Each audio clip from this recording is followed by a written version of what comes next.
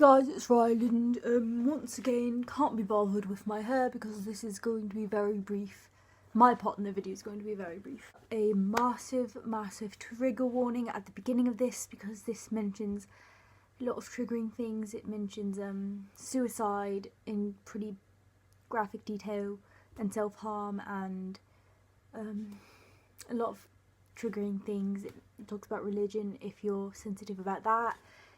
And it's not meant to offend anyone of any specific religion because this is just our experience with the church, not being part of it and not understanding and not knowing what it was going to be. So please do not watch this if you are going to be triggered by this. Now that that's out of the way, this might be multiple parts depending on how long it ends up being. Don't know.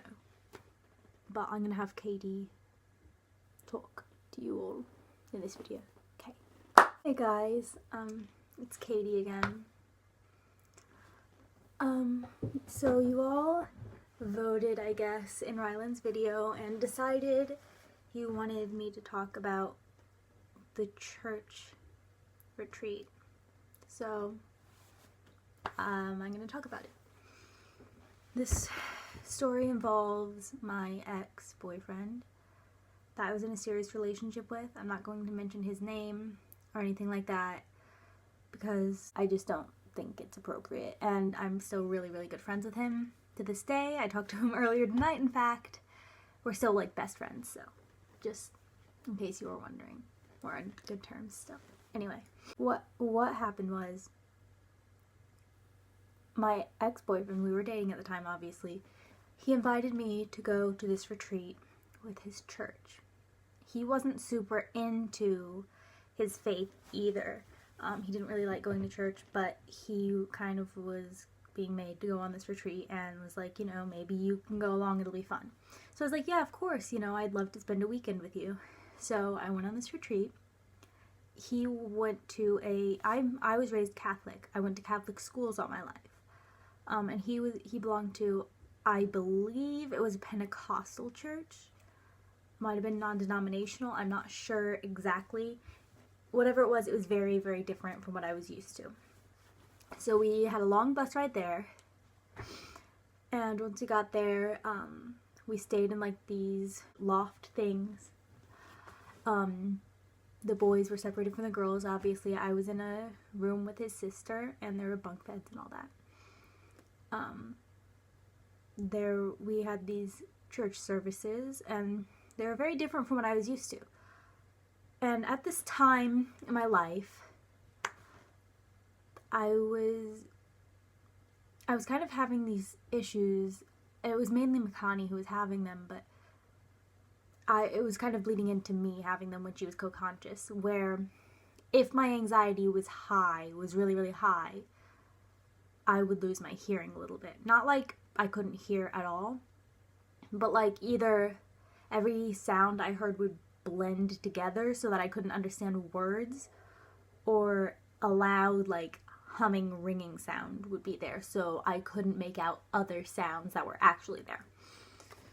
So the first church service, I was with my boyfriend, and it was very strange for me because, I mean, it was cool at first. They were, you know, singing. They were very enthusiastic. There was like a band and everything, and there was this guy talking. He was kind of lecturing us, and I don't remember which night each thing happened, so if I might say this in the wrong order, but I don't know if this was the first night or the second night, but one of the nights there, I was starting to get anxious. I couldn't hear. I was trying to tell my boyfriend in sign language that I can't hear, you know, like Makani's co-conscious with me, I can't hear, I don't know what he's saying, and I'm having an anxiety attack. And I was trying to explain this to him in sign language, and I didn't know this is what the guy said, but apparently the guy like called us out and said, if you two are going to talk to each other and not listen to me, then you can leave. So that kind of freaked me out and bothered me. Anyway, like when I learned it later, it just made my anxiety worse. I think that was the first night we were there. The second day, Like, we ate a little bit. I was still in my eating disorder at this time, so I didn't eat very much. And we talked. Makani talked to my boyfriend a lot that day. She was teaching him sign language. And the whole day, like during the day when they weren't at church services, I actually really, really enjoyed myself. It was a really great time. It was a good experience.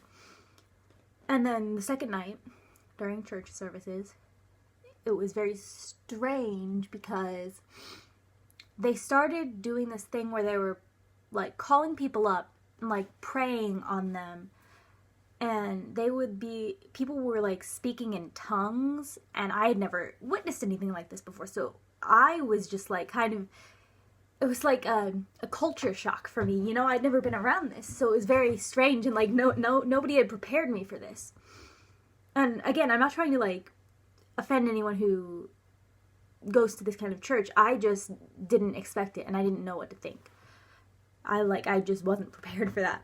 And they were going up and like trying to like fill people with the Holy Spirit and like shoving people to the ground, and people were crying and laughing hysterically, and people were sobbing and like screaming, and I was just like frozen. I was like, what is happening? And of course I got so anxious my hearing started to go away again. So that was really scary. And I think this was the second night. Again, it's really hard for me to keep track because this is all a blur now in my memory. I kind of blocked a lot of it out. I think this was the second night. They were calling people up one by one. I was one of the only ones left who hadn't been called up, and I was shaking. Like, I was so anxious at this point. I was like, please don't call me up. I couldn't even hear, so I wouldn't know if they called me up unless they pointed at me. And then I guess they said, does anybody need a physical healing? I hadn't heard them because my hearing was going in and out, and I was freaking out.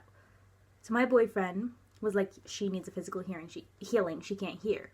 So they pulled me up there, and they were like saying, the man was saying something to me, but he had a beard. So I was trying to read his lips, but I couldn't make it out. He was like, repeat after me, you know, if you hear me. And I just wanted it to be over. So I was trying to pretend like I heard him, like I could hear, but I was trying to pretend like I could understand.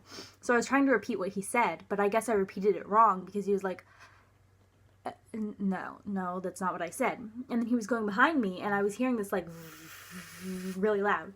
So I didn't know what he was doing behind me. I was like, and then he was like grab my head, like, look ahead, don't look. So I was like, okay. And I guess he was like snapping in my ears to see if I reacted, or like doing that to see if I jumped. And I didn't, because all I heard was this like buzzing in my ear. And I was pretending like, yeah, I kept saying, yes, I can hear you. And he knew I was lying. I think at first he thought I was lying about not being able to hear, because he thought I just like I think he thought I was completely deaf or something. And then he realized, you know, you're talking fine. He was like, oh, when he realized what kind of hearing problem it was, he realized when I wasn't like reacting to him clapping right in my face, that I really couldn't hear him, and that I was lying about being able to hear him. They kept going, they kept saying things, and it kept going and going and going, and eventually my hearing came back. Something snapped me out of it. And I was like, I can hear now. I think I cried a little bit because I was so like relieved that it was over.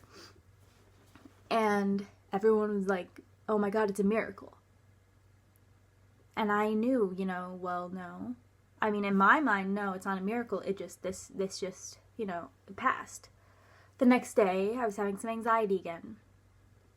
And I was having some anxiety thinking about the night before, and my hearing was a little bit iffy. So I was signing with my boyfriend, and this girl comes over and says something, and he explained to me in sign language later that she said, why are you signing? And he was like, she can't hear right now. And she's like, but she was healed yesterday. Healing doesn't go away overnight. And he was like, what do you say to that? And then she tried to say something to me like, I don't know, she tried to invite me to come somewhere with him, as if he was the one forcing me to pretend not to hear or something. Like he was forcing me into this, and I didn't want anything to do with it. That's what she was acting like. I don't know. And so I was just like, I just stayed with him, obviously. And then this girl, a different girl, who was in my room with me, also said, You know, I want to see you off of all your medication, all your antidepressants, all your migraine medicine. I want you off of all of it. God is going to save you, and you're not going to need any of that anymore. Now, I'm not going to force you to throw away your medicine, but you're not going to need it anymore. Now, I mean, it's not that I want to, like, again, I'm not trying to bash anyone's faith, but, like, that was crazy to me. Like, you can believe in God, but at the same time, you don't need to be like, you don't need your medicine, let's get rid of it. I don't want to see you taking that medicine anymore. That was a little much to me. So, the third night, this was when it gets bad. Okay, this girl and my boyfriend's sister came up to me and said, you and him are treating this too much like a date night. You need to be more focused on God. So we're going to separate you for this church service. You can't sit anywhere near each other. So of course, I'm 10 times more anxious going into this one than before. So this time I could hear. Makani had been out and talked to this girl, let's call her Melinda, had talked to her, and this girl had been through trauma as well. And she had kind of bonded with Makani, and, you know, they talked about each of their traumas and gotten to know each other. Anyway, that's besides the point. So at this church service, me and my boyfriend are opposite ends of the church. So I'm very, very anxious the whole time. And I could hear this time, because Makani was not co-conscious. She was afraid to be. And this guy is talking about, you know, this girl who committed suicide and how he's not sure if she's in heaven or not because of it. You know, she killed herself, so maybe she's not in heaven. And it was just like these harrowing stories, and I was kind of disturbed. And then they started calling people up, and they would pray on these people. Like, one person would be praying on each person. And then when they called me over, and like 10 people had to come and pray on me. Like, it was like something was so bad about me that I needed 10 times as many people as anyone else to help me with my problems. That's what I felt like. So all these people were coming over. Some of them are speaking in tongues. Some of them are saying things to me. Some of them are saying things about me. And they're saying, like, the most personal things that I've never told anyone. Some of them that I've told my boyfriend, but, like, I know he wouldn't have told them. They're, like, talking about my eating disorder. They're talking about my suicidal thoughts that I've had in the past. They're talking about my depression in great detail. They're talking about my altars. They're saying, like, oh, you're not going to have this problem anymore with all these demons in you disguising themselves as a disorder when it's really the devil possessing you. And, you know, something like, and they just kept saying, like, you don't want to die anymore. You're not going to kill yourself. You're not going to kill yourself. Which was freaking me out, okay? And they kept saying, like, you know, you're not going to use sign language anymore because that's inviting the devil to come make you deaf. And you're not gonna want to die. You don't want to die. You don't want to die. They kept saying that in my face. And then they were saying, like, you're not going to starve yourself anymore.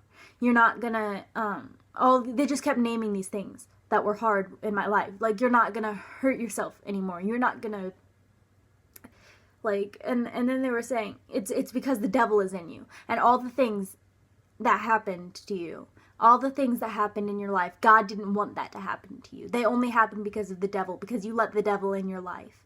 The things that happened when you were a child, that wasn't God's plan. That's because the devil hurt you. Like, you let the devil in, and that's why that happened to you as a child. This is all of this is because you let the devil into your life. And if you let us heal you right now and let the devil out of your life, then all of your problems will go away.